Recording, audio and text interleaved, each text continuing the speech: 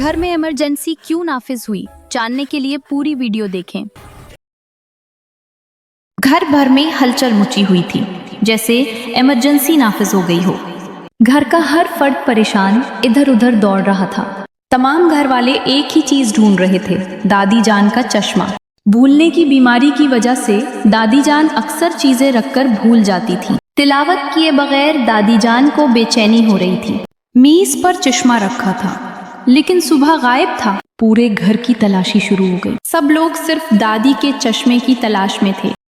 Washing machine के अंदर हर तरफ दादी का चश्मा तलाश किया जा रहा था। यहाँ तक कि फ्रिज में भी चेकिंग की जा रही थी, लेकिन चश्मा कहीं ना था। यहाँ तक कि मसालों के डब्बों में भी चश्मे की तलाश जारी थी।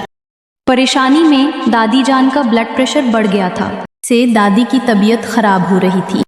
दादी को फौरन दवा दी गई। दादी ने दवा पी और उनकी तबीयत ठीक हो गई। चश्मे के बगैर दादी ने कुरान पाक की तिलावत शुरू कर दी, लेकिन दादी जान बेकरार थी।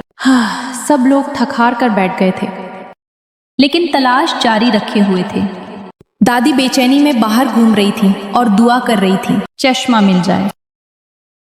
दादी ने ऐलान किया कि अगर चश्मा ना मिला तो डॉक्टर के पास जाकर नया बनवाऊंगी। अब्बा ने दादी जान को हौसला दिया कि आप परेशान न हो, मिल जाएगा, आप कहीं रखकर भूल रही हैं। दादी नमाज पढ़ने के बाद परेशानी में चारपाई पर आकर बैठ गईं।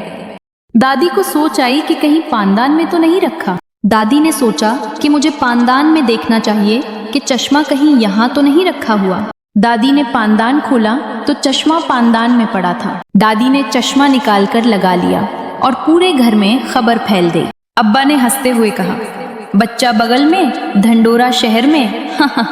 गुड्डू बोला, चश्मा पानदान में, तलाशी घर भर में। फिर दादी और सब घर वाले कहने लगे कि अगर आपको हमारी कहानी अच्छी लगी तो हमारे चैनल को सब्सक्राइब करें और वीडियो को लाइक और शेयर करें।